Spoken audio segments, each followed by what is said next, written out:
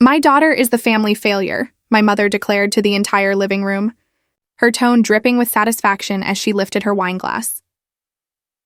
I stood frozen in the doorway of my parents' home in Milwaukee, Wisconsin, clutching the homemade pie I'd brought for Christmas dinner, every head turned toward me, aunts, uncles, and cousins I barely knew, their faces a mix of pity and discomfort. I forced my lips into something that looked like a smile. "I'd like you to meet someone," I said quietly, my voice steadier than I felt. "My name is Charlene, and I'm 35 years old. For as long as I can remember, my mother has made it her mission to remind me, and anyone willing to listen, that I'm a disappointment." Single at 35, no children, working at a bakery instead of having what she calls a real career. According to her, my list of shortcomings could fill a book. That Christmas dinner was supposed to be different. I'd promised myself it would be the last time she humiliated me in front of the family. I had a secret, something that would change everything. But as I watched her smirk over the rim of her glass, I realized she had no idea what was about to happen. The problem didn't start that night. It began years earlier, around the time I turned 30 and was still unmarried. Mom had always been critical. But after that milestone birthday, her comments grew sharper. At every family event, she found new ways to highlight my supposed failures. At my cousin's wedding, she told the bride's mother that at least her daughter had managed to find someone willing to marry her. At Thanksgiving 2 years ago, she loudly asked if I planned to die alone with cats. I didn't even like cats. My younger sister, Diane, was always the golden child. Married at 23 to a dentist named Gregory, 2 kids before 30, and now living in a perfect suburban home. Mom never missed a chance to compare us, often right in front of me. "Diane knows how to keep a man happy," she would say. "That's why she has such a lovely family." At first, I tried to defend myself, but she always twisted my words, making me sound defensive or immature. Eventually, I stopped trying. I smiled, nodded, and counted the minutes until I could leave. The bakery where I worked wasn't glamorous, but I loved it. I started there 10 years ago as a part-time assistant, unsure of my path in life. Turns out, my path was simple. I wanted to bake good bread, the kind that made people close their eyes with the first bite. My boss, Helen, taught me everything she knew. When she retired 5 years ago, she helped me buy the business. Mom never acknowledged that I owned it. To her, I was just working in some shop she never visited, never asked about my work, and only mentioned it when she wanted to. Embarrass me? This Christmas was supposed to be different because of Ethan we met 8 months ago when he came into the bakery looking for a special kind of sourdough his grandmother used to make. He was in town for business, staying at a downtown hotel. We ended up talking for 20 minutes about bread, of all things. And he came back the next day. And the next, Ethan lived in Seattle but traveled often for work. He was quiet, thoughtful, and genuinely interested in what I said. We started dating long distance, which wasn't easy, but it worked. He visited Milwaukee whenever he could, and I flew to see him twice. Hadn't told my family about him. Part of me wanted to protect our relationship from Mom's inevitable criticism, part tau. Of me feared she'd find a way to ruin it. But Ethan wanted to meet them, said he wanted to be part of my life completely, so I agreed to bring him to Christmas dinner. The plan was simple. I'd arrive first to help with preparations, and he'd come an hour later. I wanted to test the waters, make sure Mom was in a decent mood before introducing him. That plan fell apart the moment I walked in and heard her holding court in the living room, retelling my failures to anyone willing to listen. "She's 35 and still single," Mom was saying as I entered. "Can you believe it?" "I don't know where I went wrong with that one." My Aunt Patricia made a sympathetic noise. "Some women just aren't meant for marriage," she offered. Mom wasn't finished. "It's not just that," she went on. "She has no ambition, no drive. She works in a bakery, for heaven's sake. What kind of man wants a woman who smells like yeast all day?" Diane, sitting perfectly on the couch with her perfect hair and perfect life, said nothing. She never defended me, but she never joined in either. She just existed, untouched, while I took every hit. That's when I stepped fully into the room, holding my pie, and Mom made her grand announcement that I was the family failure. Her words hung in the air like a bad smell. I could feel my face burning. I could sense everyone's unease, their unwillingness to meet my eyes. But I had Ethan, and I had a plan. Memories of past Christmas dinners came flooding back as I stood there holding that pie. There was the year Mom gifted Diane an expensive necklace and handed me a cookbook titled Cooking for One. Another year, she loudly asked if I planned to freeze my eggs before it was too late. Each holiday brought a new embarrassment, a reminder that I never met her expectations. For 35 years, I tried earning her approval. I studied hard, got good grades, stayed out of trouble, but none of it mattered because I wasn't Diane. I wasn't married, didn't have kids, and hadn't followed the life plan Mom had envisioned for me. The bakery became my refuge. Helen, my former boss and mentor, had been more like a mother than Mom ever was. When she decided to retire, she called me into the back office and told me she wanted me to buy the bakery. "You have real talent," she said. "I won't let you waste it just because you're scared to believe in yourself." I was terrified. Taking out a loan and running a business felt impossible. But Helen's faith in me gave me the courage I needed. I worked with a local bank, secured the loan, and bought the bakery. That was 5 years ago, and every year since has been better than the last. Mom never attended the reopening, never asked about business, never acknowledged that I had accomplished something meaningful. To her, I was still just working in a bakery. Then Ethan came along and changed everything. When he first walked into the bakery one April morning, I barely noticed him. I was covered in flour and rushing to fill orders. He waited patiently in line and asked if we had traditional San Francisco-style sourdough. "My grandmother used to make it," he said. "I've been searching for something like it for years. We didn't have it, but I offered to make a custom loaf."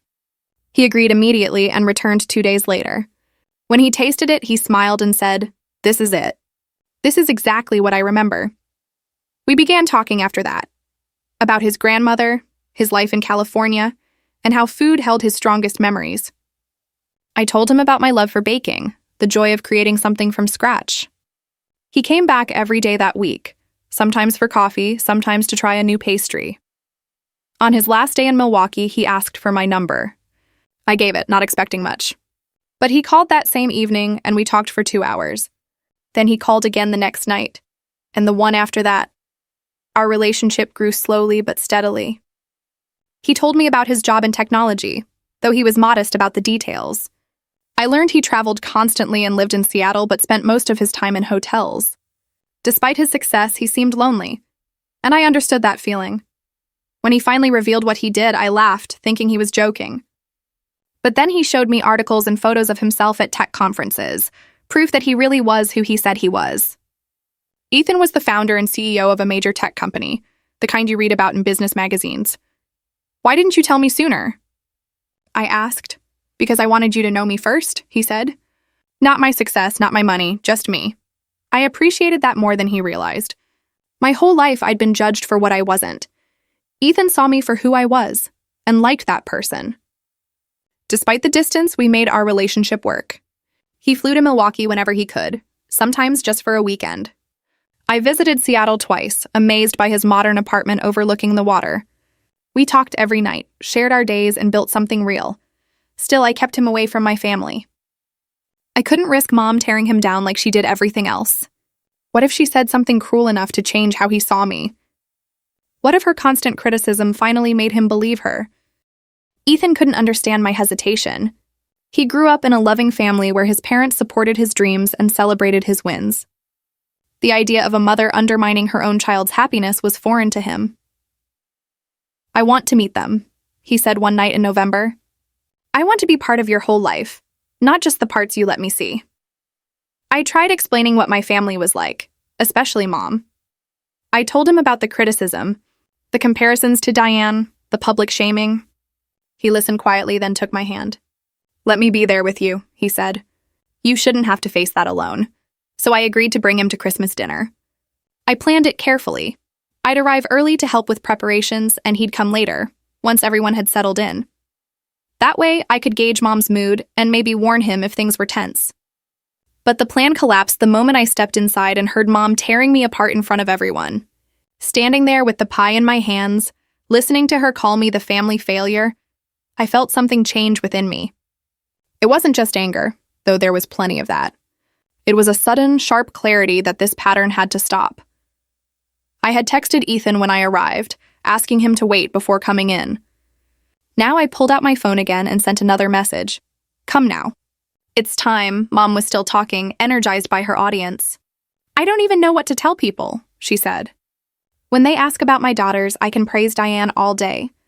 But Charlene? What do I say about a 35-year-old baker with no prospects? Aunt Patricia shifted awkwardly. Well, some people are late bloomers. Late bloomers? Mom laughed. Patricia, she's not going to bloom. This is it. This is all she'll ever be. Diane finally spoke, her voice calm. Mom, maybe we should change the subject. Why? Because the truth hurts? Mom shot back, turning to me for the first time. Maybe if someone had been honest with her years ago, she'd have made better choices. But no, everyone just wanted to be supportive. And look where that got us. I set the pie down on the table. My hands trembled, but not from fear or shame. I was done being intimidated. You're right, I said, and the room fell silent. Mom looked startled. I rarely spoke back. I did make choices. I chose to build a business from scratch. I chose to work 16-hour days to make it succeed. I chose to create something I'm proud of, even if you've never once acknowledged it. Mom's face hardened. Don't be dramatic. You work at a bakery. I own the bakery, I corrected. I have for 5 years. But you've never cared enough to ask. Owning a bakery isn't exactly what? Impressive? Successful? Good enough for you? I said firmly. I could feel everyone's eyes on me, but for once I didn't care. Nothing I do will ever be enough because I'm not Diane. I don't have the kind of marriage or the kind of life you approve of. I'm just me, and that's never been acceptable to you. The doorbell rang, breaking the silence. Mom frowned at the interruption. Who else is coming? Everyone's already here. I walked to the door, my heart pounding. When I opened it, Ethan stood there, confident, composed, holding a bottle of fine wine. Hi, he said softly, just for me. You okay? I nodded. I am now. We walked back into the room together. Mom stood in the center, clearly annoyed. Diane sat on the couch, looking uneasy. The rest of the family seemed frozen. Everyone, I said, steadying my voice. I'd like you to meet someone. This is Ethan, he smiled warmly. It's great to finally meet Charlene's family. I've heard so much about you all. Mom's eyes narrowed as she studied him, his tailored suit, his confident posture. I could tell she was already searching for a way to undermine him, as she did with everything in my life. And what do you do, Ethan? She asked, her tone expectant. I work in technology, he replied simply. Technology? Mom repeated, unimpressed. So you're one of those computer people? In a way, Ethan said, still smiling. I founded a company about 12 years ago. We develop software solutions for healthcare systems. It's done quite well. My Uncle George, silent until now, suddenly sat up straighter. Wait, what company?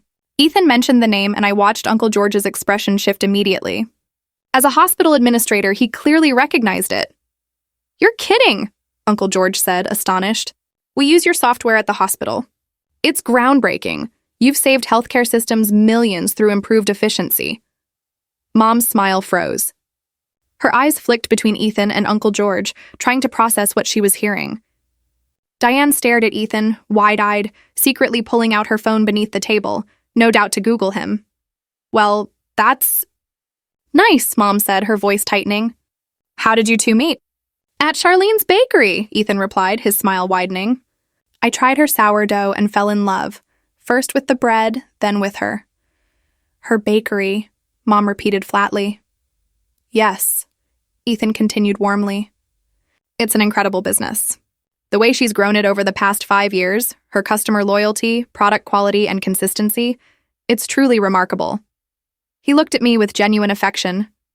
She's brilliant at what she does. Something in Mom's expression shifted.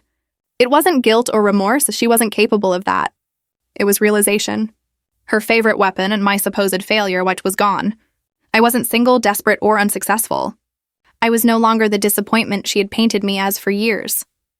Diane suddenly looked up from her phone, eyes wide. He's worth hundreds of millions, she whispered to Mom, loud enough for everyone to hear. The room went silent. Mom's face flickered through emotions, shock, disbelief, and finally something like pain. But it wasn't shame. It was the pain of losing control, of watching her carefully crafted story collapse in front of everyone. Hundreds of millions, she repeated softly, her voice strained. Then she turned to me. For the first time in years, there was uncertainty in her eyes. Charlene, why didn't you tell us? Tell you what? I asked calmly. That I was seeing someone? You've never shown interest in my life before. Why would now be any different? That's not fair, Mom said, but there was no conviction in her tone. I could already see her shifting gears, preparing to twist the situation, to make herself the victim, or somehow, the hero. We've always cared about you, she added weakly. Ethan squeezed my hand gently. He had been quietly observing, beginning to understand what I had endured all these years. Diane kept scrolling through her phone. He was on the cover of Forbes, she murmured, almost to herself. And Business Week. Then she looked up at Mom. How did we not know this? Because Charlene didn't tell us, Mom replied quickly, regaining a touch of composure. She turned to the rest of the family with a forced smile. You know how private she can be, always keeping things to herself. Something inside me snapped. Private? Mom, I've been trying to include you in my life for 35 years. You've spent every one of those years telling me it wasn't enough. I didn't tell you about Ethan because I knew you'd find a way to ruin it. That's ridiculous, Mom said, but her attention was now fixed on Ethan, not me. Her tone softened, the usual disdain replaced with exaggerated politeness. Ethan, please don't think badly of our family, she said sweetly. Charlene can be overly sensitive sometimes. We've always supported her, haven't we? She looked around the room for validation. Aunt Patricia shifted uncomfortably. Uncle George focused on his drink. Diane was still glued to her phone. No one came to Mom's defense. Ethan's response was calm but firm. Actually, from what Charlene has shared, it sounds like you've spent years criticizing her and downplaying her successes. In fact, she mentioned you called her a failure just a few minutes before I arrived. Mom's face flushed crimson. That was just a joke. We joke in this family, don't we? She said lightly. I looked at her, but she seemed desperate. Charlene knows I don't mean anything by it, but you do, I replied quietly. You've meant every word, every comparison to Diane, every comment about my age, my work, my choices. You've spent years trying to make me feel small. I was only trying to motivate you, Mom argued. To help you do better. Better than what? Better than you, I asked. I've built a successful business. Something real, something that matters. But you never saw that. You were too focused on being disappointed that I didn't live the life you wanted. Diane finally looked up from her phone. Charlene, I didn't realize you felt that way. How could you? I said, turning to her. You were too busy being perfect. And I don't blame you for that. You have a family, a husband, a happy life. That's great. But Mom used your life as a weapon against me. And you never told her to stop. Diane looked shocked. I thought that's just how she was. You didn't think it hurt? I finished for her. Of course it hurt. But nobody cared enough to stop it. Mom recovered quickly, her voice steadying. This is typical. I try to guide and support, and suddenly I'm the villain. Maybe if you had listened years ago, you wouldn't have wasted time at that bakery. Ethan's hand tightened around mine. You mean the bakery Charlene built into a thriving business? The one where we met because of her great reputation? Mom's tone turned dismissive. I'm sure it's nice, but let's be honest. If she had pursued a real career... She has a real career, Ethan interrupted, polite but firm. She employs 12 people, has expanded twice in 5 years, and built strong partnerships most business owners would envy. What about that isn't real? Mom hesitated. I just think she could have done more with her potential. You mean she could have done what you wanted? Ethan said calmly. Marry by 30, have kids, move to the suburbs, like your other daughter. But Charlene chose her own path, and it's a good one. No one had ever defended me like that. Ethan wasn't harsh, just truthful, challenging her story with quiet confidence. And I could tell it infuriated her. Ethan, you seem like a wonderful man, Mom said, changing tone. I'm happy you and Charlene found each other. Maybe now she'll settle down, start a family. It's not too late. Mom, I said sharply. Stop. What? I'm just saying now that she has you, she can finally live the life she should have had years ago. She can sell that bakery, become a proper wife. I'm not selling anything, I said firmly. And I'm not changing my life to match your idea of success. I'm proud of what I've built. Mom laughed, but it sounded strained. Oh, Charlene, don't be ridiculous. Once you're married to someone like Ethan, you won't need to work. You can relax, have children, be a real woman. The room went silent. Uncle George looked stunned. Aunt Patricia gasped, and Diane whispered, "Mom!" But Ethan spoke, his voice colder than I'd ever heard. "Mrs. Anderson," he said, pointedly using my last name. "Charlene is a real woman. Successful, capable, extraordinary. I love her exactly as she is. If you can't see that, that's your failure, not hers." Mom went pale. No one had ever spoken to her like that. She was used to control, to defining what was acceptable. But now she'd been called out publicly, and couldn't twist it. "I think we should leave," she said, turning to my father, who had stayed silent. "This is your house," I reminded her. "Then maybe you should leave," she snapped, losing her composure. "You and your rich boyfriend can go back to your bakery and your small life." "Gladly," I said. "Let's go, Ethan." We were almost at the door when Diane called, "Charlene, wait." She stood up, torn. Looking from Mom to me, she said softly, "I'm sorry. I should have spoken up years ago. I should have defended you." "But you didn't," I said quietly. "Not cruelly, just truthfully." "I know." Her eyes filled with tears. I thought staying quiet would keep the peace. I was wrong. "And I'm sorry," Mom scoffed. "Diane, don't apologize. You have nothing to be sorry for. Charlene's just being dramatic." "No, Mom," Diane said, her voice steady for once. "She's not being dramatic. You've treated her terribly for years, and I let it happen because it was easier than confronting you." Mom flushed red. "How dare you speak to me that way after everything I've done for this family?" "You've done a lot," Diane admitted. "But you've also been cruel to Charlene, and it needs to stop. I won't stand here and be attacked by my own children," Mom shouted. "First, Charlene brings a stranger who turns everyone against me, and now you too?" "Unbelievable," Ethan spoke again, calm and clear. "I'm not a stranger trying to turn anyone against you. I'm someone who loves your daughter, and I see what you've been doing to her. Deep down, I think everyone here sees it too." I looked around.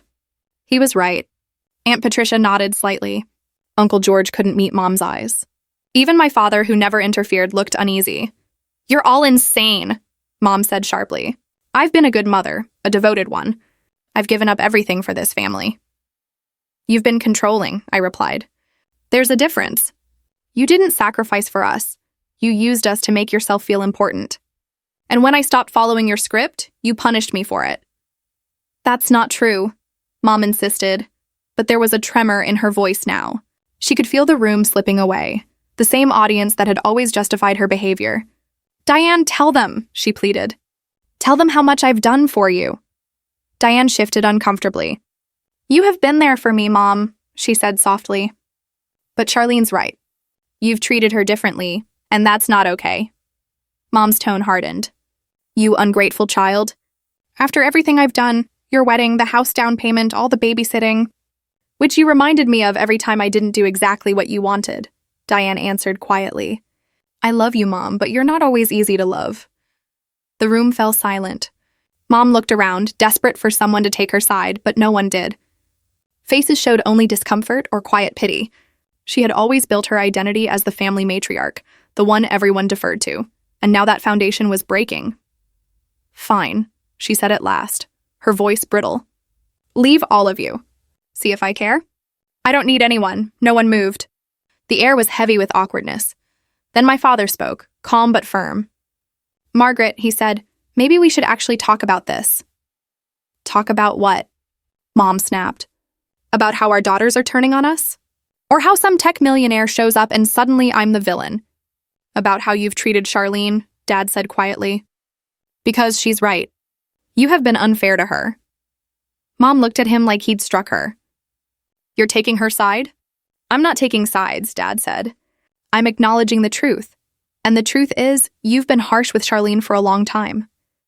"I can't believe this," Mom said, her voice shaking. "My own family turning against me." "We're not turning on you," I said gently. And to my surprise, I felt a touch of pity for her. Not enough to take back my words, but enough to soften my tone. "We just want you to understand how you've hurt me." "That's all? Hurt you?" she said, her voice rising again. "I pushed you to do better." "That's what mothers do." "No, Mom," I said quietly. "You tore me down. There's a difference between pushing someone to grow and making them feel worthless." Mom shook her head angrily. "I never made you feel worthless. You've always been too sensitive. Ethan stepped forward. Can I ask something, Mrs. Anderson? She looked at him warily. What? Do you even know what Charlene's bakery is called? Mom blinked. Of course, She stopped. Her face went blank. What's it called? Ethan asked, still calm. The silence stretched. Mom's lips parted, then closed. She looked at me, then away. I don't see how that's relevant. You don't know, Ethan said. Not as a question, but as a statement. Your daughter's been running her business for 5 years and you don't even know its name. I'm busy, Mom said defensively. I can't remember every little thing. It's not a little thing, I said. It's my work, my passion, my pride, and you've never cared enough to even ask about it. That's not fair, Mom muttered weakly. I've had a lot going on. The bakery is called Rising Sun, Ethan said. She chose it to represent new beginnings. She's up before dawn, baking fresh bread every day. She knows her customers by name. She's built something real and meaningful, and you've never once acknowledged it. Mom's face went pale. She looked around again, but this time her expression wasn't angry. It was fearful. She was afraid of losing control, afraid of being seen for who she really was, not who she pretended to be. I think we should go, I said to Ethan. There's nothing left to say. We turned to leave. Diane didn't stop us this time. But as we reached the door, Mom called out, Charlene! I paused, not turning back. You'll regret this, she said coldly. You think you're better than us because of him, but money doesn't change who you are. You'll always be the disappointment. I turned slowly. Ethan stiffened beside me, but I placed my hand on his arm. You're wrong, I said calmly. I'm not a disappointment. I never was. The only person disappointed here is you. Disappointed that you can't control me anymore. That your story about my failure doesn't fit now that I'm doing well. That's your problem, not mine. I didn't wait for her reply. Ethan and I walked out into the cold December air, the door closing behind us with a firm click. The moment we stepped off the porch, I felt lighter, like a weight I'd been carrying for years had finally lifted. Ethan pulled me close. You okay? I'm better than okay, I said honestly. I'm free. We got into his car and started driving. I assumed he was taking me home, but instead, he went to the lakefront. Milwaukee was peaceful that night, the city lights reflecting over the frozen water. It was exactly what I needed. After a quiet few minutes, Ethan asked softly, Want to talk about it? I don't know what to say, I admitted. Part of me feels guilty for confronting her. But mostly, I just feel relieved. You shouldn't feel guilty. Ethan said she needed to hear it. They all did. Did you see her face when you asked about the bakery's name? I couldn't help but laugh a little. She genuinely had no clue. That told me everything I needed to know about her. Ethan said she doesn't really know you. Charlene. She's been so focused on shaping you into what she wanted that she never took the time to see who you truly are. I leaned my head on his shoulder. Thank you for coming tonight, for standing up for me. No one's ever done that before. You shouldn't have to defend yourself against your own mother, Ethan said quietly. That's not normal. That's not love. We sat there a while longer, watching the lights reflect on the water. My phone buzzed several times. Texts from Diane, Aunt Patricia, even Uncle George. I didn't read them yet. I needed this moment of calm. After a few minutes, Ethan spoke again. What do you want to do now? What do you mean? I asked. I mean about your family, about your mother. Do you want to fix this, or are you ready to move on?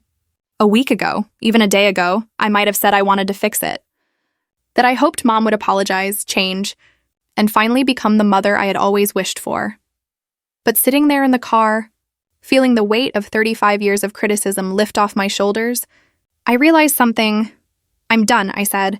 I'm done trying to earn her love. I'm done making excuses for her. I'm done letting her make me feel small. Are you sure? Ethan asked gently. Because once you decide, I'm sure, I interrupted. I've spent my whole life trying to be enough for her, but it was never going to work because the problem was never me. It was her. And I can't fix that. Ethan kissed the top of my head. Then I support you. Whatever you decide, I'm with you. We drove back to my apartment in comfortable silence. When we arrived, I finally checked my phone. Diane had sent several messages. I'm so sorry. I should have defended you years ago. Can we talk? I understand if you hate me. I stared at them for a long time. Part of me was angry. Diane had stayed quiet while Mom tore me down for years. She had enjoyed being the favorite while I took all the blame. But another part of me remembered. She was a victim too, just differently. Mom's love always came with conditions, even for her. I replied, "I don't hate you, but I need some time." Her response came immediately. "I understand." "I love you," I didn't reply. I wasn't ready yet. Ethan stayed with me that night. We ordered takeout, watched old movies, and for the first time in years, I felt at peace. Around midnight, my phone rang. It was Mom. I stared at the screen, my finger hovering over the answer button. "You don't have to answer," Ethan said. "I know," I replied. "But I'm curious," I answered and put it on speaker. "Charlene?" Mom's voice sounded strained. "We need to talk." "About what?" "About tonight." "About everything." There was a pause. Maybe I was a bit harsh. "A bit harsh?" I repeated. "Mom, you called me a failure in front of everyone." "I was joking," she said, but her tone lacked conviction. "You know how I am?" "Yes, I do." "That's exactly the problem. Don't be dramatic," Mom said. And just like that, the old pattern returned. "I'm trying to apologize here." "No, you're not," I said. "You're trying to make this disappear without taking any real responsibility." "That's not true," she argued. "I'm calling you, aren't I?" "I'm trying to make peace. Why now?" I asked. "Are you actually sorry? Or are you embarrassed about what happened in front of the family? Or maybe it's because you realize my boyfriend has money and suddenly I'm worth your time?" The silence on the other end said it all. "I thought so," I said. "Mom, until you can truly acknowledge how you've treated me, not just dismiss it as being harsh or joking, we have nothing to discuss." "Charlene, don't be like this. I'm your mother." "Being my mother doesn't give you the right to treat me however you want," I said. "It doesn't excuse years of tearing me down, comparing me to Diane, or making me feel like a disappointment for not living the life you wanted." "I never made you feel worthless," Mom said.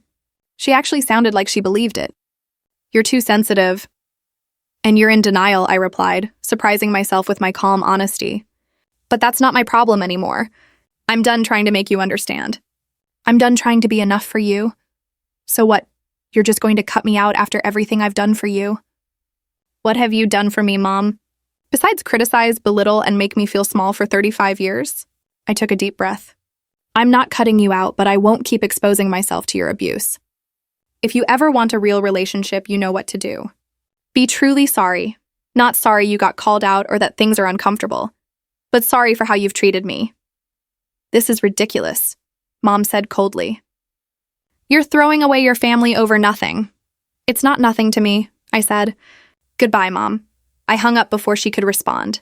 The week after Christmas felt unusual. I returned to my job at the bakery, slipping back into my usual rhythm of early mornings and the comforting scent of freshly baked bread. Yet something had shifted. It all felt lighter, as if I had finally exhaled after holding my breath for years. Ethan flew back to Seattle for meetings, but we spoke every night. He always asked how I was doing, and if I had heard from my family. I told him about Mom's call, how she still couldn't offer a real apology. "I'm proud of you," he said, "for standing up for yourself." "I should have done it years ago," I admitted. "Maybe," he replied, "but you did it when you were ready. That's what counts." Throughout the week, Diane texted me several times. Her messages weren't demanding, just simple notes to let me know she was thinking of me. On Thursday, she asked if we could meet for coffee. Curious about what she wanted to say, I agreed.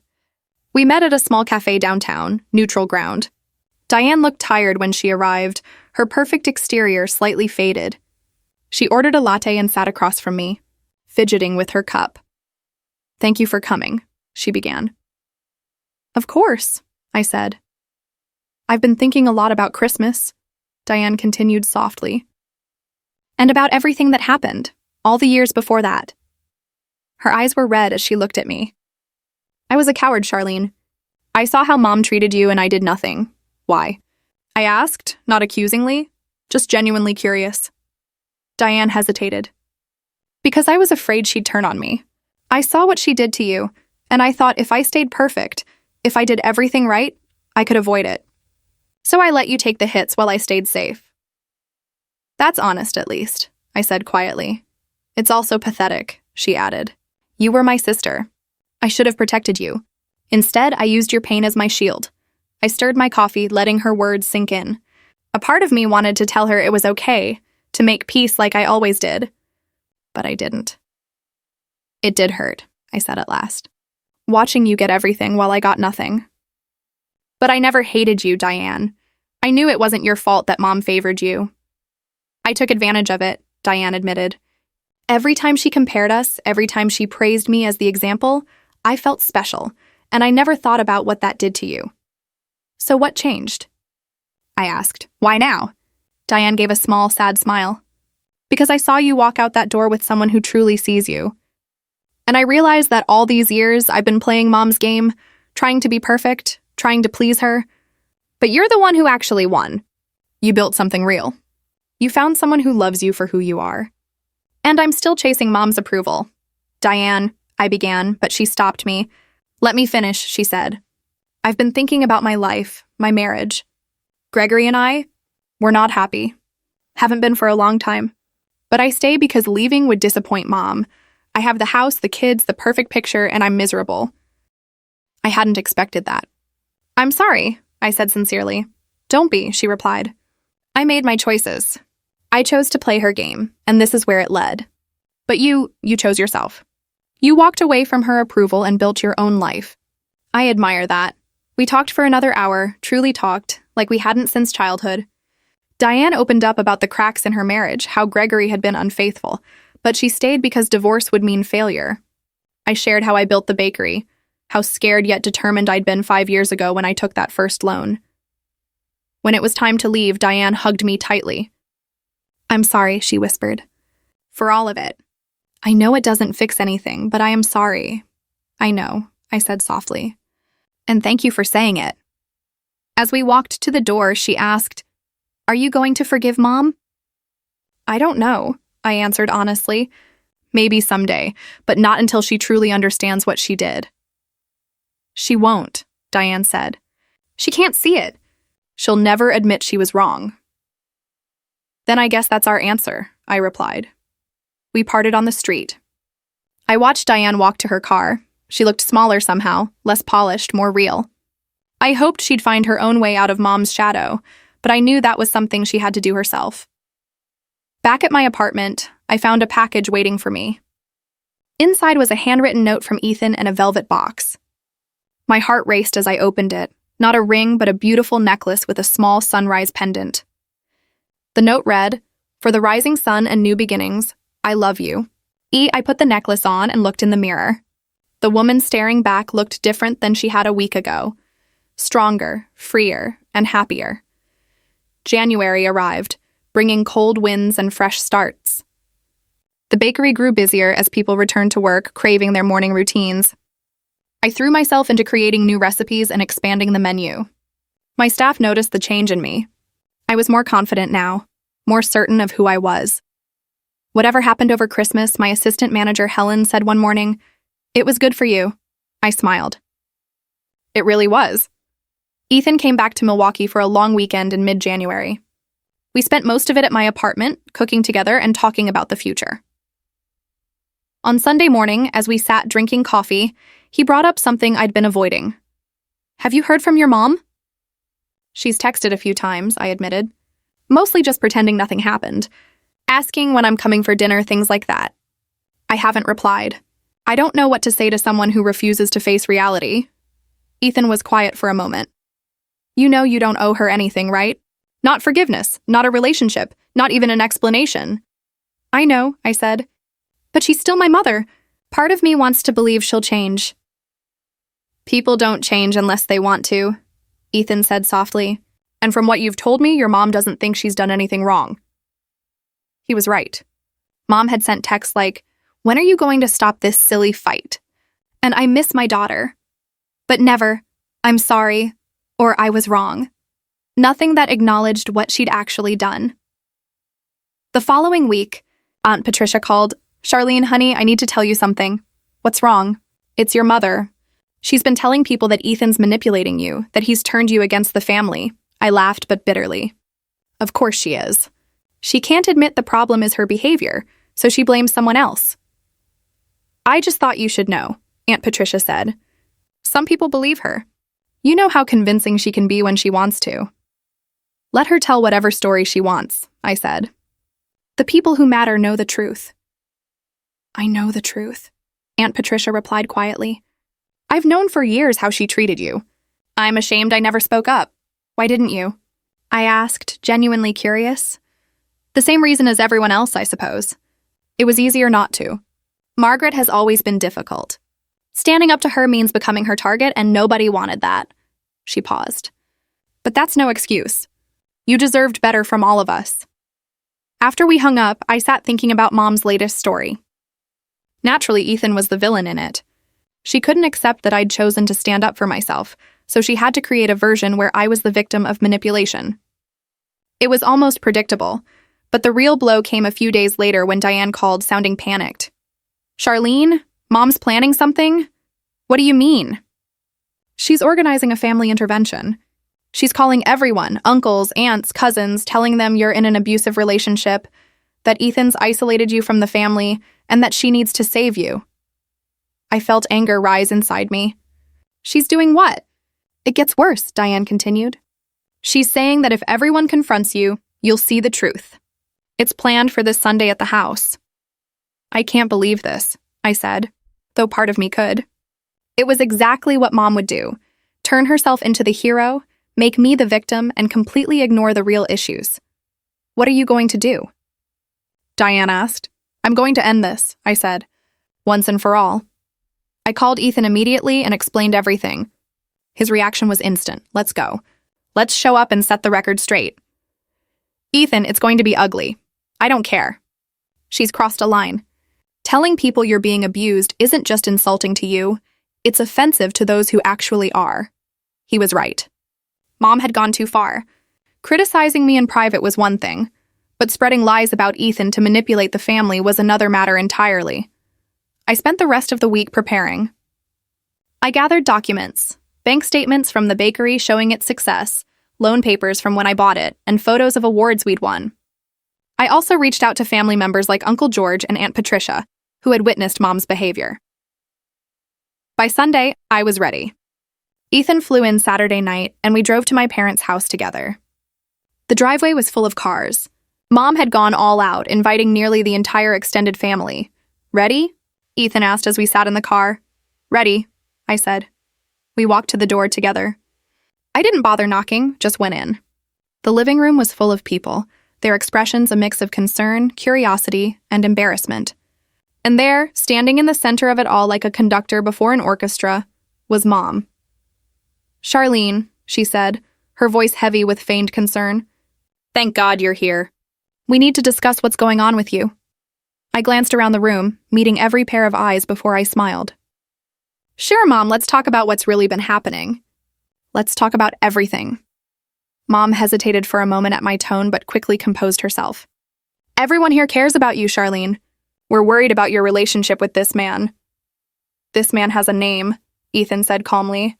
I'm Ethan, in case anyone forgot. Of course, Mom replied, though she didn't look at him. Ethan, this isn't an attack. We're simply worried about how fast things have moved and how Charlene has distanced herself from her family. I haven't distanced myself, I said evenly. I set boundaries. There's a difference, Uncle George cleared his throat. Charlene, your mother says you've been acting differently, that you've changed. I have changed, I agreed. I stopped tolerating mistreatment. Is that what's upsetting everyone? The room shifted uncomfortably. Aunt Patricia began. Margaret, maybe we should… Patricia, please, Mom cut in sharply. Let me handle this. She turned back to me, her expression softening into something that resembled concern. Sweetheart, I know you think I've been hard on you, but everything I've done has been out of love. I'm afraid Ethan may have taken advantage of your vulnerability. My vulnerability? I echoed. You mean the one you created after 35 years of telling me I wasn't enough? That's not true, Mom protested, glancing around for support. I pushed you to be better. That's what parents do. I took out my phone and opened the recording app. I've been recording our conversations for 3 years, I said calmly. Would you like me to play a few so everyone can hear what your version of pushing sounds like? Mom's face turned pale. You recorded me? Yes. I needed proof, because I knew you'd deny everything. Just like now. I looked around the room.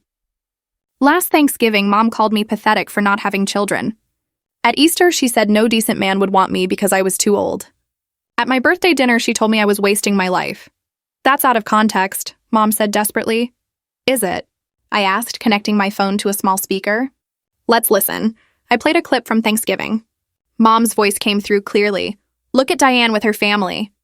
That's what a real woman looks like at 35. Not alone and desperate like you. Silence filled the room. I played another recording, then another. With each one, Mom seemed to shrink. Family members who had come expecting an intervention were now watching her in disbelief. Stop it, Mom finally said, her voice trembling. Turn it off. Why? I asked. Because it's embarrassing? Because everyone can finally hear what I've dealt with for years? Because your claim that Ethan manipulated me collapses when they hear you calling me a failure and a disappointment? I was only trying to help, Mom insisted weakly. You were being cruel, I said flatly. And you knew it.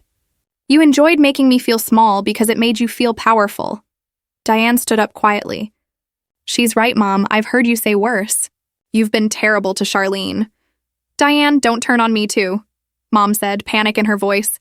I'm not turning on you, Diane said firmly. I'm just finally being honest. You've been abusive to Charlene for years, and we all allowed it. Uncle George spoke again. Margaret, I think we need to be honest. This isn't about Charlene's relationship. It's about your behavior. Mom looked around for support but found none. Even Dad was watching her with quiet disappointment. This is ridiculous, Mom snapped. I call a family meeting to help my daughter, and you all turn it into an attack on me. I'm the victim here. No, Mom, I said softly. You're not the victim. You never were. You were the one causing the harm. The only reason we're here is because you couldn't stand that I finally stood up to you. Ethan stepped forward. Mrs. Anderson, I need to say something. I love your daughter, her strength, her kindness, her talent. I love who she is, and nothing you say will change that. But I won't stand by while you spread lies to manipulate your family. I wasn't, Mom started, but Aunt Patricia interrupted. Margaret, enough.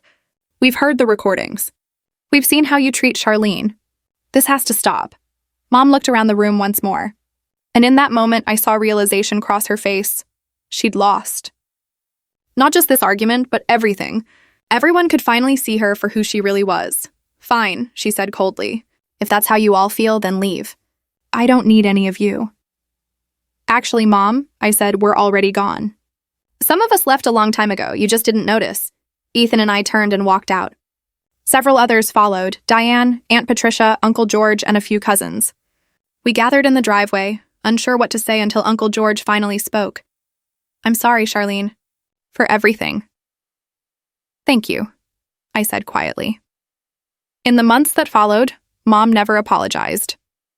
She told anyone who'd listened that I had turned the family against her, that I was ungrateful. But her audience grew smaller as more people recognized the truth. Dad eventually moved out, tired of her bitterness. Diane filed for divorce and began rebuilding her life. Several relatives cut contact completely, unwilling to tolerate her manipulation any longer. Mom ended up exactly where she feared most, alone.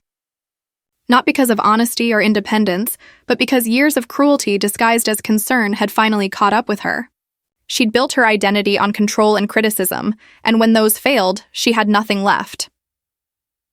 As for me, I married Ethan 6 months later in a small ceremony surrounded by people who truly cared for us. The bakery thrived, and I never doubted my decisions again. Looking back on that Christmas dinner, I realized revenge was never about exposing Mom or proving my worth. It was about finally choosing myself, walking away from her approval and building a life I could be proud of. She spent 35 years trying to make me feel worthless. But in the end, I discovered my worth had never depended on her validation at all.